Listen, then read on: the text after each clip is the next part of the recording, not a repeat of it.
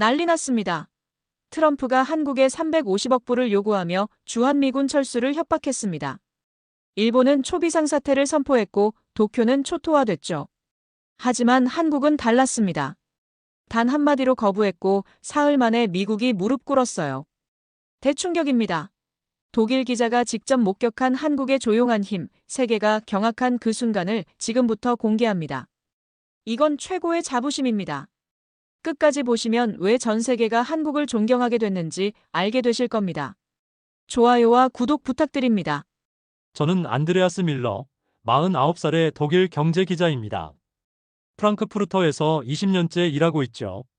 지금부터 제가 목격한 이야기를 들려드리려 해요. 트럼프가 한국에 무릎 꿇은 그 사흘간의 기록을요. 새벽 4시 베를린 본사 책상에서 커피를 마시고 있었습니다. 모니터엔 속보가 떴어요. 손이 멈췄습니다. 커피잔을 책상에 내려놨죠. 트럼프, 한국에 방위비 350억 불 요구 주한미군 철수 경고. 350억 불이요. 한화로 약 50조 원입니다. 손가락으로 계산기를 두드렸습니다. 유로로 환산하니 320억 유로쯤 됐어요. 독일 국방 예산의 절반이 넘는 액수였습니다. 숨이 막혔어요. 기사를 읽었습니다. 미국 국무부 대변인의 발언이 인용돼 있었어요. 한국의 안보를 도와주는 대가라고요. 주한미군 유지 비용이라고요. 72시간 안에 답하라고 했습니다. 아니면 철수라고요. 편집장 클라우스가 제 책상으로 왔습니다. 60대 초반의 노련한 언론인이었어요. 그의 얼굴이 창백했습니다. 손에 태블릿을 들고 있었죠. 밀러, 일본을 봐. 화면을 건넸습니다. 일본 NHK 속보였어요. 제목이 빨간색으로 깜빡이고 있었습니다. 일본 정부, 초비상사태 선포. 눈을 크게 떴습니다. 초비상사태요? 일본이요? 기사를 읽었어요. 주한미군 철수 가능성에 일본 안보가 직접 위협받는다는 내용이었습니다. 도쿄에선 긴급 강요회의가 소집됐다고요. 화면을 스크롤했습니다. 일본 시민들의 반응이 나왔어요. 슈퍼마켓에서 식량을 사재기하는 사람들, 은행 앞에 늘어선 줄, 비상용품을 사는 가족들. 패닉이었습니다. 진짜 패닉이었어요. 클라우스가 말했습니다. 한국 반응을 확인하라고요. 저는 한국 뉴스 사이트를 열었어요. 화면이 뜨는데 몇 초 걸렸습니다. 그 몇 초가 길게 느껴졌어요. 청와대 브리핑 속보가 떠 있었습니다. 제목을 읽는 순간 심장이 멎었어요. 대한민국 정부, 불공정 요구 거부, 이건 외교가 아니라 모욕. 손이 떨렸습니다. 거부요? 일본은 초비상사태를 선포했는데 한국은 거부했다고요? 클라우스도 화면을 보고 있었어요. 그의 입이 벌어졌습니다. 기사를 클릭했습니다. 한국 정부 대변인의 발언 전문이 나왔어요. 미국은 한국의 안보를 도와주는 게 아닙니다. 상호 협력 관계입니다. 일방적 요구는 모욕이며 우리는 이를 거부합니다. 그 문장들이 제 눈에 박혔습니다. 클라우스가 제 어깨를 잡았습니다. 그의 손은 떨리고 있었어요. 당장 서울로 가라고 했습니다. 이건 특종이라고요. 일본은 패닉인데 한국은 거부했다고요. 왜냐고요? 대체 왜냐고요? 저는 이미 가방을 챙기고 있었습니다. 노트북, 녹음기, 카메라, 충전기. 손이 빠르게 움직였어요. 클라우스가 또 말했습니다. 일본도 들르라고요. 양쪽을 다 봐야 한다고요. 공항으로 향하는 택시 안에서 휴대전화를 확인했습니다. 전 세계 언론이 들끓고 있었어요. 백악관 당혹, 국무부 긴급회의, 월스트리트 주가 하락. 화면을 스크롤하는 손이 멈추지 않았습니다. 미국 CNN 속보가 떴어요. 한국 거부에 백악관 침묵, BBC도 났습니다. 일본 비상, 한국 침착, 무엇이 다른가, 로이터도 긴급 분석 기사를 냈더군요. 한국의 힘은 어디서 오는가? 손가락이 화면 위에서 멈췄습니다. 한국의 힘. 그게 뭘까요? 일본은 초비상사태를 선포했어요. 시민들은 공포에 떨고 있었죠. 하지만 한국은 달랐습니다. 거부했어요. 단호하게요. 비행기 티켓을 확인했습니다. 도쿄 경유 인천행이었어요. 먼저 일본을 보고 그 다음 한국으로 갈 예정이었습니다. 총 18시간이 걸린다고 했죠. 택시가 공항에 도착했습니다. 내렸어요. 가방을 끌고 터미널로 들어갔습니다. 사람들이 분주하게 움직이고 있었어요. 저도 빨리 걸었습니다. 체크인 카운터로요. 탑승권을 받았습니다. 탑승구로 향했어요. 걸으면서 계속 휴대전화를 확인했습니다. 새 속보가 계속 떴거든요. 일본 자위대 비상소집령. 도쿄 증시 8% 폭락. 엔화 가치 급락. 일본 총리 긴급 대국민 담화 예정. 화면이 빨갛게 물들어 있었어요. 한국 뉴스로 바꿨습니다. 서울거리 실시간 영상이 나왔어요. 사람들이 평온하게 걷고 있었습니다. 카페에 앉아 커피를 마시는 이들도 보였어요. 웃는 얼굴도 있었죠. 믿을 수 없었습니다. 탑승 안내 방송이 나왔습니다. 비행기에 올랐어요. 좌석에 앉아 안전벨트를 맸죠. 창밖으론 베를린의 야경이 보였어요. 불빛들이 반짝이고 있었습니다. 비행기가 움직이기 시작했습니다. 활주로를 달렸어요. 속도가 붙었습니다. 땅이 멀어졌어요. 베를린이 작아졌습니다. 노트북을 꺼냈습니다. 자료를 정리하기 시작했어요. 일본과 한국, 두 나라의 차이점. 왜 일본은 패닉에 빠졌고 한국은 침착할까요? 손가락이 키보드를 두드렸습니다. 문득 깨달았습니다. 이건 단순한 외교 갈등이 아니라는 걸요. 뭔가 더 큰 이야기였어요. 힘의 균형, 전략적 가치, 숨겨진 진실. 그 모든 게 이 사건 뒤에 있을 거라는 걸요. 창밖을 봤습니다. 어둠 속을 날고 있었어요. 구름 사이로 별빛이 보였습니다. 저 별빛 너머에 답이 있을 겁니다. 8시간 뒤 도쿄 나리타 공항에 도착했습니다. 입국장 문이 열리는 순간 공기가 달랐어요. 무거웠습니다. 긴장감이 공간을 짓눌렀죠. 사람들이 빠르게 움직이고 있었습니다. 표정은 굳어 있었어요. 휴대전화를 보며 걷는 이들의 눈빛엔 불안이 어려 있었습니다. 아이를 아는 어머니가 지나갔어요. 서둘렀습니다. 택시를 탔습니다. 기사에게 도쿄 시내로 가자고 했어요. 차가 움직이기 시작했습니다. 창밖으론 고속도로가 펼쳐졌죠. 하지만 이상했어요. 차들이 너무 많았습니다. 평소보다 3배는 많아 보였어요. 모두 같은 방향으로 가고 있었습니다. 도쿄를 빠져나가는 방향이었죠. 기사가 말했습니다. 사람들이 피난 간다고요. 지방으로요. 목소리가 떨리고 있었어요. 시내에 들어섰습니다. 거리는 붐볐지만 이상했어요. 활기가 없었습니다. 사람들은 걸었지만 웃지 않았어요. 편의점 앞엔 줄이 늘어서 있었습니다. 물과 라면을 사려는 사람들이었죠. 슈퍼마켓에 차를 세웠습니다. 내렸어요. 카메라를 꺼냈습니다. 입구로 들어갔죠. 순간 숨이 막혔어요. 선반이 텅 비어 있었습니다. 물, 통조림, 라면, 쌀. 아무것도 없었어요. 사람들이 카트를 밀며 남은 물건을 집어넣고 있었습니다. 아이가 울고 있었어요. 어머니가 달래고 있었죠. 셔터를 눌렀습니다. 1장, 2장. 빈 선반, 불안한 표정, 카트를 가득 채운 사람들. 렌즈를 통해 보이는 도쿄는 무너지고 있었어요. 밖으로 나왔습니다. 은행 앞을 지나갔어요. 줄이 길게 늘어서 있었습니다. 현금을 인출하려는 사람들이었죠. 한 노인이 지팡이의 의지에 서 있었어요. 땀이 이마에 맺혀 있었습니다. 정부 청사로 향했습니다. 기자들이 몰려 있었어요. 카메라가 즐비했습니다. 모두 긴급 브리핑을 기다리고 있었죠. 저도 그 사이에 섰습니다. 1시간을 기다렸습니다. 드디어 대변인이 나왔어요. 그의 얼굴은 창백했습니다. 손에 든 원고가 떨리고 있었어요. 주한미군 철수는 일본 안보에 직접적 위협입니다. 정부는 모든 대응 방안을 검토 중입니다. 기자들이 질문을 쏟아냈습니다. 자위대 동원 계획은요? 미국과 협상은요? 대변인은 대답하지 못했어요. 그냥 고개를 숙였습니다. 플래시가 터졌어요. 브리핑이 끝났습니다. 저는 거리로 나왔어요. 해가 지고 있었습니다. 석양이 빌딩을 붉게 물들였죠. 하지만 아름답지 않았어요. 불길해 보였습니다. 한 편의점에 들어갔습니다.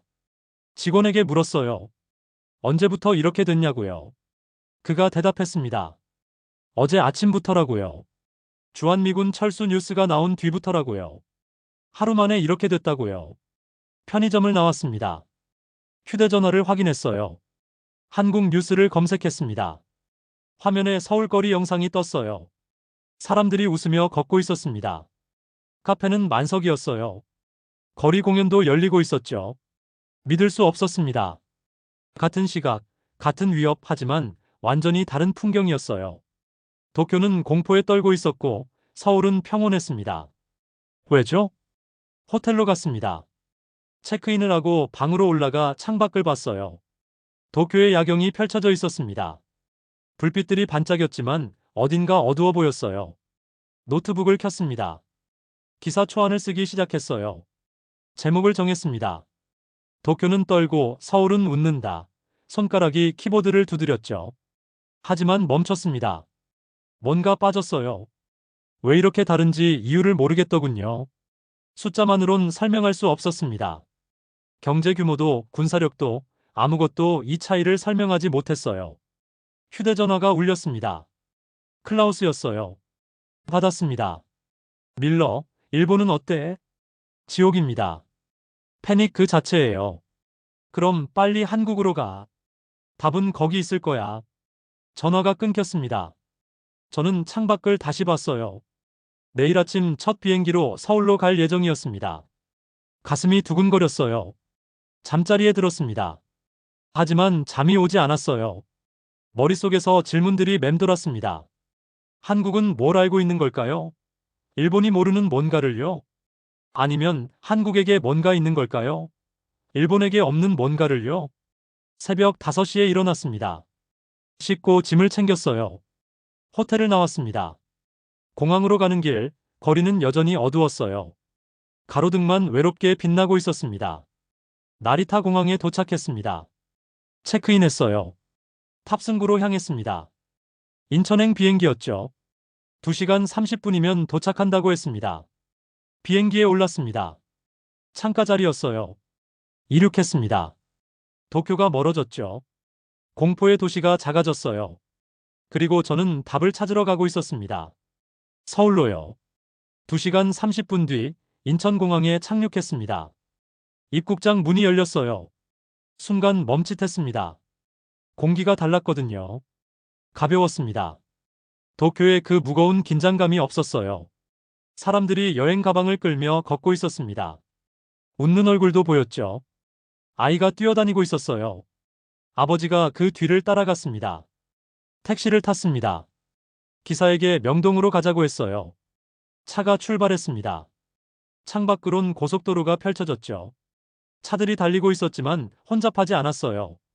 평소와 똑같아 보였습니다. 기사가 라디오를 켰습니다. 뉴스가 나왔어요. 아나운서의 목소리는 차분했습니다. 방위비 협상 관련 뉴스였지만 긴박하지 않았어요. 오히려 담담했죠. 기사가 콧노래를 흥얼거렸습니다. 믿을 수 없었어요. 불과 2시간 30분 전 도쿄는 지옥이었습니다. 빈 선반, 은행 앞줄, 공포에 질린 사람들. 하지만 여긴 달랐어요. 너무 달랐습니다. 서울 시내에 들어섰습니다. 오전 11시쯤이었어요. 거리는 활기찼습니다. 사람들이 걷고 커피를 마시고 전화 통화를 하고 있었어요. 버스 정류장엔 학생들이 서 있었습니다. 교복을 입은 아이들이 웃으며 이야기했죠. 명동에 내렸습니다. 가방을 끌고 거리로 나왔어요. 카메라를 꺼냈습니다. 셔터를 눌렀어요. 쇼핑하는 사람들, 관광객들, 노점상들. 모두 일상을 살고 있었습니다. 편의점에 들어갔습니다. 선반을 확인했어요. 가득했습니다. 물, 라면, 통조림, 빵. 아무것도 부족하지 않았어요.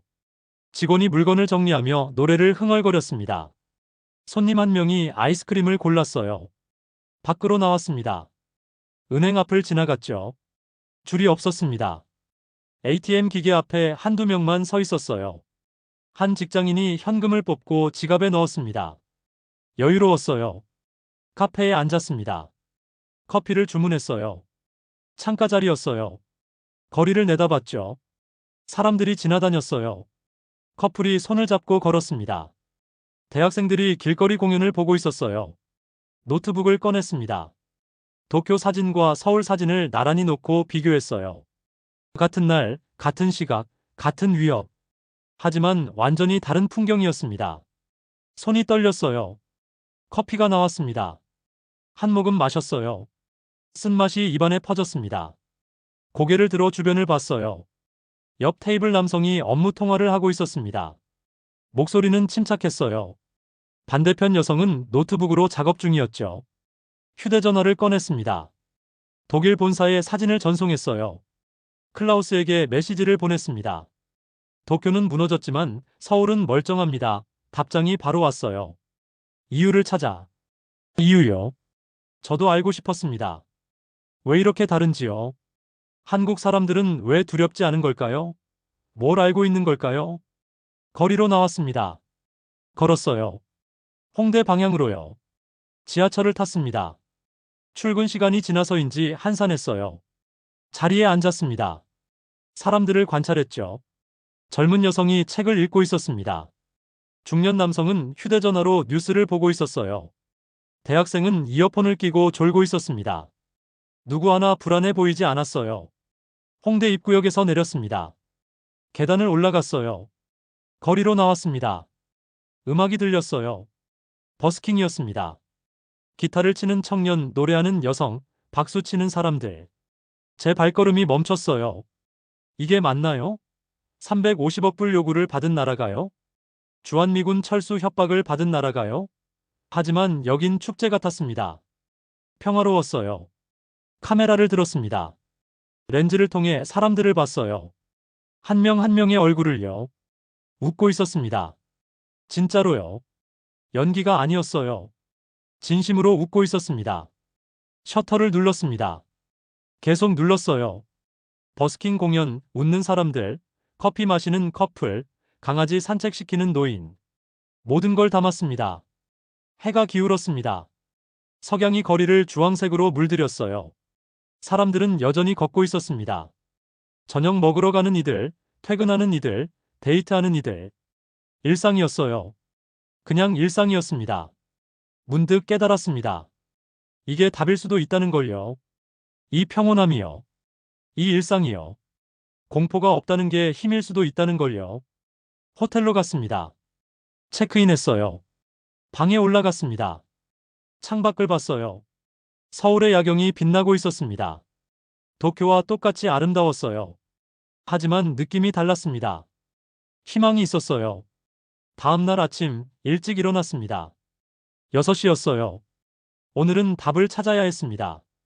한국이 거부할 수 있었던 진짜 이유를요. 한국경제연구원에 연락했습니다. 독일 기자라고 소개했어요. 인터뷰를 요청했습니다. 흔쾌히 승낙했더군요. 오전 10시에 오라고 했습니다. 연구원 건물에 도착했습니다. 깨끗했어요. 로비엔 햇살이 쏟아지고 있었습니다. 안내 데스크 직원이 미소 지으며 방향을 알려줬죠. 엘리베이터를 탔습니다. 8층이었어요. 회의실로 안내됐습니다. 테이블 위엔 자료가 쌓여 있었어요.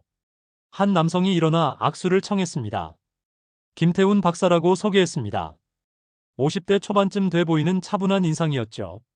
자리에 앉았습니다. 김 박사가 자료를 건넸어요. 표지를 봤습니다. 한미 경제 상호 의존도 분석 첫 장을 넘겼습니다. 손이 떨렸어요.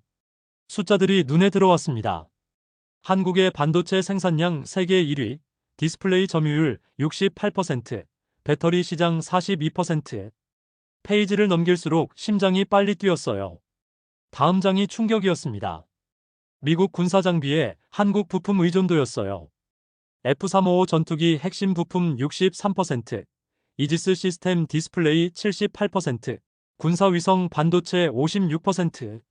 숨이 막혔습니다. 김 박사가 말했습니다. 미국은 한국 없이 전쟁을 수행할 수 없다고요. 기술적으로 불가능하다고요. 그의 목소리는 조용했지만 확신에 차 있었어요. 자료를 계속 읽었습니다. 손가락이 페이지 위를 더듬었어요. 한국의 방산 수출 규모가 나왔습니다. 지난해 230억 불. 세계 10위권이었어요. 폴란드, 호주, 사우디아라비아, 노르웨이. 수출국 목록이 길었습니다. 노트북을 꺼냈습니다. 계산기를 켰어요. 미국이 요구한 350억 불, 한국의 방산 수출 규모, 반도체 수출액, 기술 이전 가치 모두 더했습니다. 손이 떨렸어요. 결과가 나왔습니다. 한국이 미국에 주는 전략적 가치가 미국이 한국에 주는 안보 가치보다 컸어요. 훨씬 컸습니다. 숨을 깊게 들이쉬었습니다. 김 박사가 추가 자료를 건넸습니다. 주한미군 기지 운영비 분석이었어요. 한국이 이미 분담금의 92%를 내고 있다는 내용이었습니다. 시설 제공, 인건비 지원, 전기 수도 비용까지. 페이지를 넘기는 손에 힘이 들어갔어요. 마지막 장이 결정타였습니다. 주한미군의 실제 역할 분석이었어요.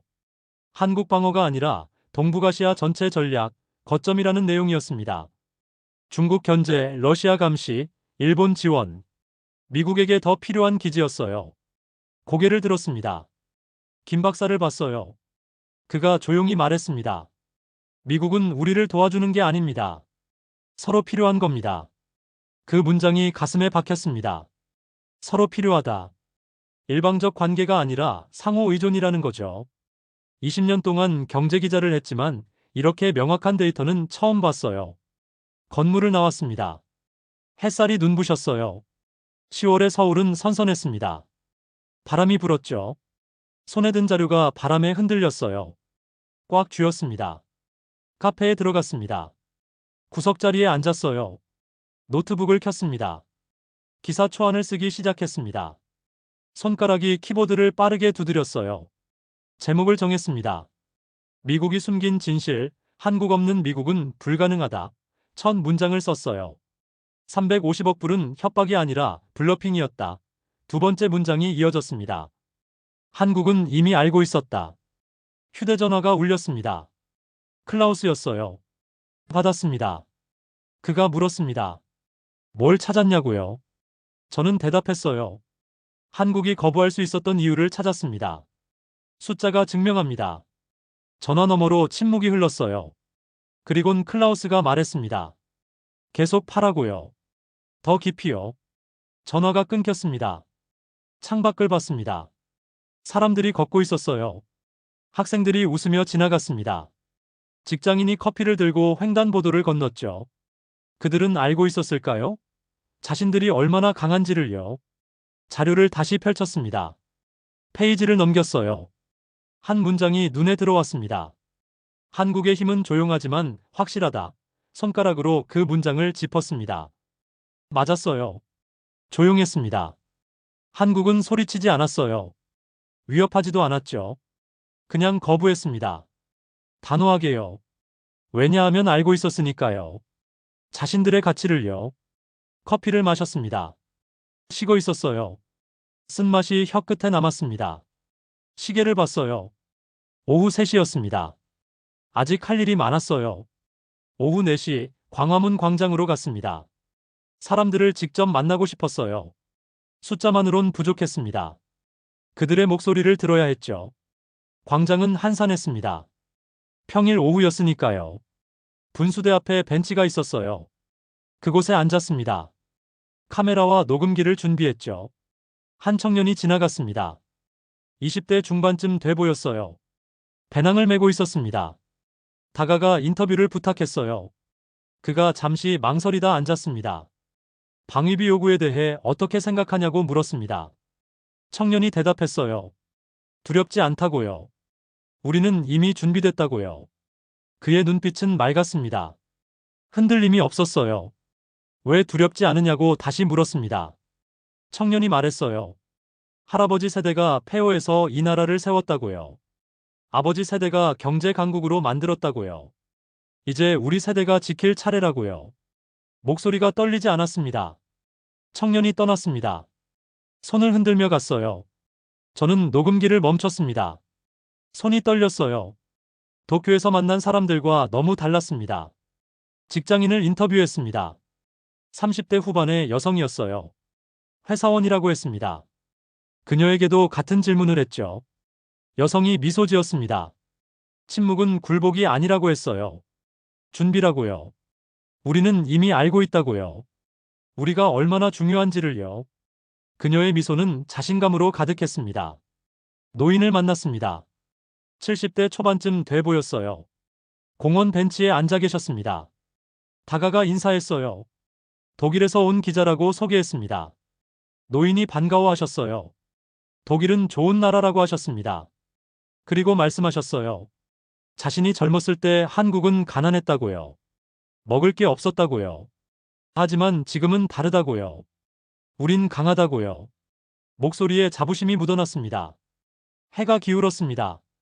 광장을 떠났어요. 걸으며 생각했습니다. 도쿄 사람들은 공포에 떨었지만 서울 사람들은 침착했어요. 왜일까요? 답이 보였습니다. 도쿄는 의존하고 있었어요. 미국에게요. 주한미군이 철수하면 자신들이 위험하다고 믿었습니다. 하지만 서울은 달랐어요. 그들은 알고 있었습니다. 자신들의 힘을요. 명동으로 갔습니다. 거리는 붐볐어요. 쇼핑하는 사람들, 식사하는 이들, 데이트하는 커플들. 활기가 넘쳤습니다. 한 식당에 들어갔습니다. 삼겹살집이었어요. 주문했습니다. 고기가 나왔죠. 구워 먹었어요. 고소한 냄새가 코를 찔렀습니다. 맛있었어요. 옆 테이블 가족을 봤습니다. 아버지, 어머니, 두 아이. 웃으며 밥을 먹고 있었어요. 아이가 고기를 입에 넣으며 좋아했습니다. 어머니가 머리를 쓰다듬었죠. 저는 그 모습을 한참 봤습니다. 평범한 가족이었어요. 저녁을 먹는 평범한 모습이었습니다. 하지만 그 평범함이 강했어요. 무너지지 않는 일상이었습니다. 식당을 나왔습니다. 휴대전화를 확인했어요. 미국 뉴스를 검색했습니다. 속보가 떠 있었습니다. 백악관, 한국협상 재검토 시사, 국방부, 주한미군 철수, 현실적 어려움 인정, 월스트리트, 한국 없는 반도체 공급망 우려, 기사 제목들을 읽었어요. 손이 떨렸습니다. 균열이 시작됐습니다. 미국 내부에서요. 350억 불 요구가 무리였다는 걸 깨닫기 시작한 거예요. 한국을 잃으면 더 큰 손해라는 걸요. 일본 뉴스도 확인했습니다. NHK 긴급 뉴스가 떠 있었어요. 한국 정부 협상 거부 재확인, 자막 아래로 전문가 인터뷰가 나왔습니다. 한 교수가 말했습니다. 한국의 침묵이 전략이었다고요. 말 대신 준비로, 위협 대신 실력으로 증명하고 있다고요. 일본은 그걸 배워야 한다고요. 화면 속 교수의 표정은 진지했습니다. 호텔로 돌아왔습니다. 방에 들어갔어요. 노트북을 켰습니다. 오늘 인터뷰한 내용을 정리하기 시작했죠. 손가락이 키보드를 두드렸습니다. 청년의 말, 직장인의 미소, 노인의 자부심. 모두 기록했어요. 한 글자도 빠뜨리지 않았습니다. 이게 진짜 한국이었으니까요. 창밖을 봤습니다. 서울의 밤이 빛나고 있었어요.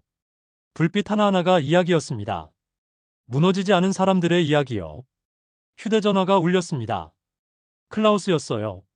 받았습니다. 그가 말했어요. 미국이 움직이기 시작했다고요. 협상 재검토라고요. 한국이 이기고 있다고요. 전화를 끊었습니다. 손에 든 휴대전화가 떨렸어요. 아니, 제 손이 떨리고 있었습니다. 감동이었어요. 작은 나라가 큰 나라에게 노라고 말했고 이기고 있었습니다. 침대에 누웠습니다. 천장을 봤어요. 내일은 더 깊이 파야겠다고 생각했습니다. 한국의 힘이 어디서 왔는지, 어떻게 만들어졌는지요. 눈을 감았습니다. 하지만 잠은 오지 않았어요. 사흘째 아침, 충격적인 뉴스로 깨어났습니다. 휴대전화 알람이 미친 듯이 울렸어요. 손을 뻗어 확인했습니다. 화면을 보는 순간 침대에서 벌떡 일어났어요. 백악관 긴급 발표 마이너스 한국 방위비 협상 전면 재검토. 손이 떨렸습니다. 노트북을 켰어요. 미국 언론 사이트를 열었습니다. 메인 화면이 전부 같은 뉴스였죠. CNN, 폭스뉴스, 뉴욕타임스, 워싱턴 포스트. 모두요. 기사를 클릭했습니다. 백악관 대변인의 발표문이 인용돼 있었어요. 한미 동맹의 중요성을 고려해 방위비 협상을 재검토한다. 상호 존중에 기반한 합리적 수준을 모색한다. 읽으면서 심장이 빨리 뛰었습니다. 다음 기사를 열었습니다. 국방부 고위 관계자의 익명 인터뷰였어요. 주한미군 철수는 현실적으로 불가능하다. 한국은 미국 인도태평양 전략의 핵심이다. 손가락이 화면 위에서 멈췄습니다. 클라우스에게 전화했습니다. 연결되자마자 그가 소리쳤어요. 밀러, 트럼프가 굴복했어. 350억 불 요구를 철회했다고. 숨이 막혔습니다. 굴복이요? 트럼프가요? 믿을 수 없었어요. 클라우스가 계속 말했습니다. 지금 당장 청와대로 가라고요. 한국 정부 반응을 취재하라고요. 옷을 갈아입었습니다. 서둘렀어요. 카메라를 챙기고 녹음기를 확인하고 가방을 들었습니다. 호텔을 나섰죠. 택시를 잡았어요. 청와대요, 빨리요. 기사가 놀란 표정으로 저를 봤습니다. 하지만 곧 엑셀을 밟았어요. 차가 빠르게 움직였습니다. 창밖으론 서울 아침 풍경이 스쳐 지나갔죠. 휴대전화로 뉴스를 계속 확인했습니다. 실시간으로 기사가 쏟아지고 있었어요. 월스트리트 반응, 의회 반응, 군부 반응. 모두 혼란스러워하고 있었습니다. 한 기사가 눈에 들어왔습니다. 반도체 없는 미국 국방, 불가능 부재가 있었어요. 한국 의존도 생각보다 훨씬 높아. 제가 찾았던 그 진실이었습니다. 이제 미국도 인정하기 시작한 거예요. 청와대 앞에 도착했습니다. 이미 수백 명의 기자가 모여 있었어요. 카메라들이 즐비했습니다. 각국 언론사 로고가 보였죠. 독일 방송사도 있었어요. 브리핑룸 앞에 섰습니다. 사람들 사이를 비집고 들어갔어요. 카메라를 들었습니다. 곧 발표가 있을 거라고 했습니다. 오전 10시 문이 열렸습니다. 한국 정부 대변인이 단상에 섰어요. 플래시가 터졌습니다. 셔터 소리가 요란했죠. 대변인이 입을 열었습니다. 미국 정부의 협상 재검토 결정을 환영합니다. 대한민국은 처음부터 상호 존중에 기반한 공정한 협상을 원했습니다. 목소리는 차분했습니다. 승리의 환호가 아니었어요. 담담한 확인이었습니다. 당연한 결과라는 듯이요. 그 침착함이 오히려 더 강렬했어요. 기자들이 질문을 쏟아냈습니다. 앞으로 협상은요? 방위비 규모는요? 대변인이 대답했습니다. 합리적 수준에서 협의하겠다고요. 상호 이익을 고려하겠다고요. 브리핑이 끝났습니다. 저는 밖으로 나왔어요. 햇살이 눈부셨습니다. 하늘이 맑았어요. 구름 한 점 없이요. 휴대전화를 확인했습니다. 일본 반응을 검색했어요. 화면이 떴습니다. NHK 긴급 속보였습니다. 미국, 한국의 굴복 마이너스 일본 정부 충격. 기사를 읽었습니다. 일본 정부가 비상회의를 소집했다고요. 한국의 승리가 일본 안보 전략에 미칠 영향을 논의 중이라고요. 손이 떨렸어요. 다음 기사를 열었습니다. 일본 시민 반응이었어요. 인터뷰가 나왔습니다. 한국이 이렇게 강할 줄 몰랐다. 우리는 왜 4시간 만에 굴복했나 부끄럽다. 댓글들을 읽었습니다. 눈시울이 뜨거워졌어요. 광장을 걸었습니다. 사람들이 평소처럼 걷고 있었어요. 누군가 웃었습니다. 누군가 전화 통화를 했죠. 그들은 알까요? 자신들이 이겼다는 걸요? 아니, 그들은 알고 있었을 겁니다. 처음부터요. 카페에 들어갔습니다. 커피를 주문했어요. 자리에 앉았습니다. 노트북을 켰죠. 기사를 쓰기 시작했습니다. 제목을 정했습니다. 트럼프를 굴복시킨 한국의 조용한 힘찬 문장을 썼어요. 사흘 만에 세상이 바뀌었다. 손가락이 키보드를 빠르게 두드렸습니다. 문단을 이어갔습니다. 일본은 4시간 만에 무릎 꿇었다. 하지만 한국은 거부했고 결국 미국이 물러났다. 차이는 무엇이었나? 힘이었다. 보이지 않지만 확실한 힘이었다. 창밖을 봤습니다. 서울거리가 보였어요. 평온했습니다. 승리의 함성도 축제의 분위기도 없었어요. 그냥 일상이었습니다. 하지만 그 일상이 증명하고 있었어요. 이 나라의 힘을요. 휴대전화가 울렸습니다. 독일 본사였어요. 편집장이 아니었습니다. 발행인이었어요. 받았습니다. 밀러, 자네 기사가 유럽 전체를 흔들고 있네. 계속 써. 이건 역사야. 전화가 끊겼습니다. 손이 떨렸어요. 역사라고요. 맞았습니다. 이건 역사였어요.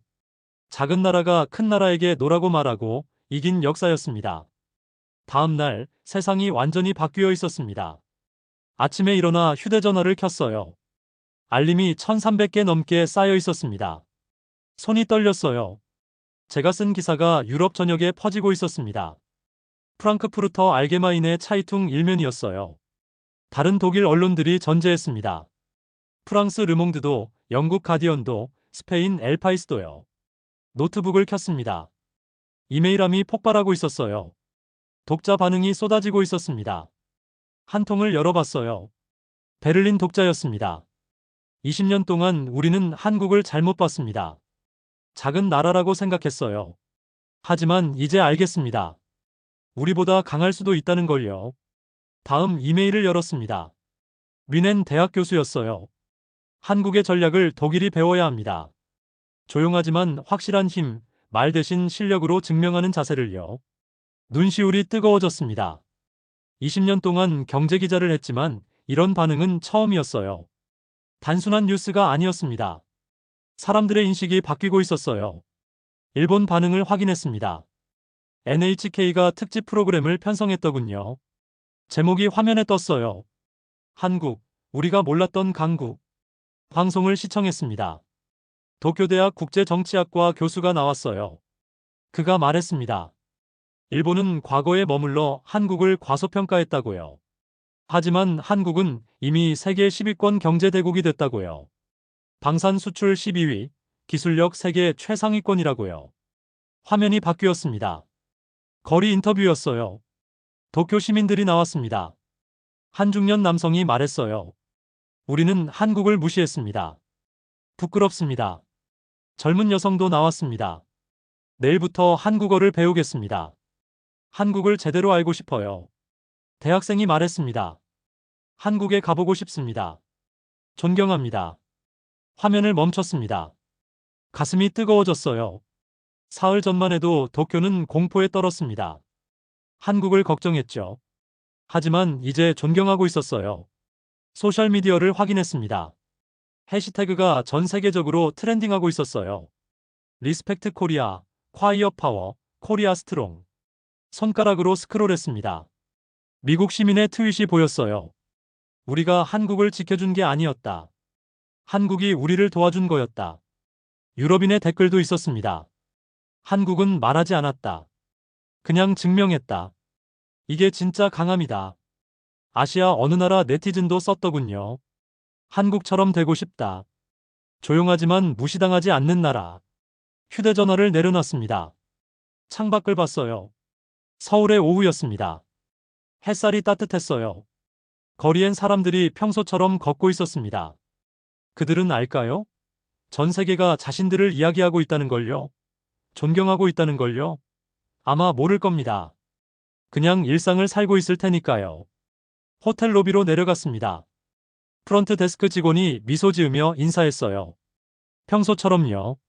로비 소파엔 비즈니스맨이 앉아 서류를 보고 있었습니다. 카페에선 학생들이 노트북으로 공부하고 있었어요. 평범했습니다. 너무나 평범했어요. 하지만 그 평범함이 아름다웠습니다. 승리에 취하지 않는 모습이요. 겸손한 자세요. 거리로 나왔습니다. 명동으로 걸어갔어요. 상점들이 문을 열고 있었습니다. 손님을 맞이하고 있었죠. 노점상 아주머니가 떡볶이를 팔고 있었어요. 그 아주머니에게 다가갔습니다. 떡볶이를 하나 샀어요. 매콤한 냄새가 코를 찔렀습니다. 한 입 베어 물었죠. 뜨거웠어요. 맛있었습니다. 아주머니가 물었어요. 외국인이냐고요. 독일에서 왔다고 대답했습니다. 아주머니가 웃었어요. 독일도 좋은 나라라고 했습니다. 맥주가 맛있다고요. 미국 소식 들었냐고 물었습니다. 아주머니가 고개를 끄덕였어요. 들었다고요. 하지만 별로 놀랍지 않다고 했습니다. 당연한 결과라고요. 우리가 약하지 않다는 걸 보여준 것뿐이라고요. 그 말이 가슴에 박혔습니다. 당연한 결과라고요. 맞았어요. 한국 사람들에겐 당연한 일이었을 겁니다. 자신들의 힘을 알고 있었으니까요. 저녁이 됐습니다. 한강으로 갔어요. 다리 위에 섰습니다. 강물이 석양을 받아 반짝이고 있었어요. 조깅하는 사람들이 지나갔습니다. 자전거 타는 이들도 보였죠. 휴대전화로 사진을 찍었습니다. 한강, 다리, 빌딩들, 하늘. 모두 담았어요. 이 풍경을 독일 독자들에게 보여주고 싶었습니다. 이게 한국이라고요. 조용하지만 강한 나라라고요. 클라우스에게 전화했습니다. 연결됐어요. 그가 말했습니다. 제 연재 기사가 독일 언론상 후보에 올랐다고요. 하지만 중요하지 않았어요. 상 같은 건요. 중요한 건 진실이었습니다. 한국의 진짜 모습을 보여줬다는 거였어요. 숨겨진 힘을 드러냈다는 거였죠. 마지막 날 아침 짐을 쌌습니다. 오후 비행기로 베를린으로 돌아갈 예정이었어요. 호텔 방 창문을 열었습니다. 서울의 아침 공기가 들어왔죠. 시원했어요. 한강으로 마지막 산책을 갔습니다. 혼자요. 다리 위에 섰어요. 강물이 흘렀습니다. 아침 햇살이 물결을 비췄죠. 반짝였어요. 사흘간의 기억이 스쳐 지나갔습니다.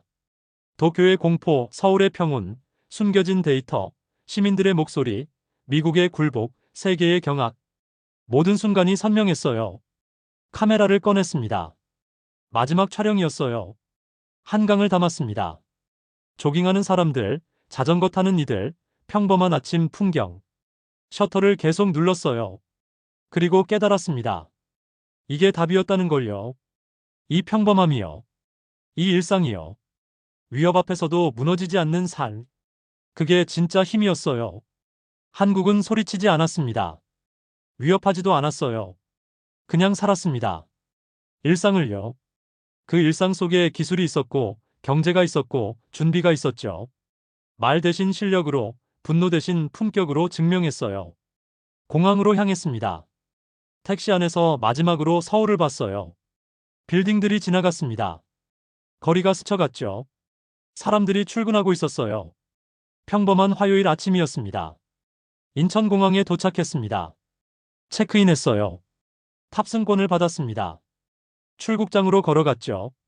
뒤돌아봤어요. 한국 땅을 마지막으로 바라봤습니다. 고맙다고 속으로 말했습니다. 진실을 보여줘서요. 조용한 힘이 무엇인지 가르쳐줘서요. 손을 가슴에 얹었어요. 심장이 뛰고 있었습니다. 비행기에 올랐습니다. 창가 자리였어요. 이륙했습니다. 한국이 멀어졌죠. 점점 작아졌습니다. 하지만 제 마음속에선 더 커지고 있었어요. 12시간의 비행 끝에 베를린에 도착했습니다. 본사로 갔어요. 동료들이 박수로 맞아줬습니다. 클라우스가 악수를 청했죠. 하지만 저는 말없이 제 책상으로 갔어요. 노트북을 켰습니다. 마지막 기사를 쓰기 시작했어요. 제목을 정했습니다. 침묵으로 작동하는 나라, 대한민국. 손가락이 키보드를 두드렸습니다. 나는 한국에서 배웠다. 진짜 힘은 소리에서 오지 않는다는 걸. 조용함이 가장 강하다는 걸. 준비된 자의 침묵이 가장 무섭다는 걸. 문단을 이어갔습니다. 일본은 4시간 만에 무릎 꿇었다. 공포에 떨었다. 하지만 한국은 사흘을 버텼고 결국 미국이 물러났다.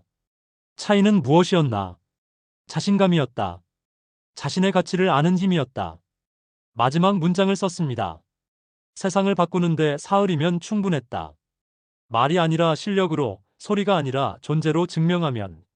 기사를 발행했습니다. 전송 버튼을 눌렀어요. 손이 떨렸지만 후회는 없었습니다. 3달 뒤 독일에서 한국 붐이 일었습니다. 한국어 학원이 생겼어요. 한국 문화 강좌가 열렸습니다. 서점엔 한국 관련 책이 진열됐죠. 제 연재 기사가 책으로 출간됐어요. 출판 기념회가 열렸습니다. 베를린 대형 서점이었어요. 사람들이 가득 찼습니다. 질문을 받았어요. 한 대학생이 손을 들었습니다. 한국에서 가장 기억에 남는 순간이 뭐였나요? 대답했습니다. 한강 다리 위에서 본 평범한 아침이라고요. 조깅하는 사람들, 자전거 타는 이들, 그 일상이라고요. 위협 앞에서도 무너지지 않는 그 모습이라고요. 집으로 돌아왔습니다. 책상 앞에 앉았어요. 창밖을 봤습니다. 베를린의 밤이 보였어요. 하지만 제 마음은 서울에 있었습니다. 노트북을 켰습니다. 블로그를 만들었어요. 제목은 조용한 힘을 찾아서였습니다. 첫 글을 썼어요. 나는 한국에서 진실을 배웠다. 조용함이 가장 강하다는 걸. 준비된 침묵이 가장 무섭다는 걸. 말 대신 실력으로, 소리 대신 존재로 증명하는 힘을 배웠다. 글을 발행했습니다. 댓글이 달리기 시작했어요. 독일 독자들이었습니다. 한국을 존경한다는 댓글, 배우고 싶다는 댓글, 가보고 싶다는 댓글. 눈시울이 뜨거워졌어요. 한 댓글이 눈에 들어왔습니다. 우리도 한국처럼 될 수 있을까요? 조용하지만 강한 나라로.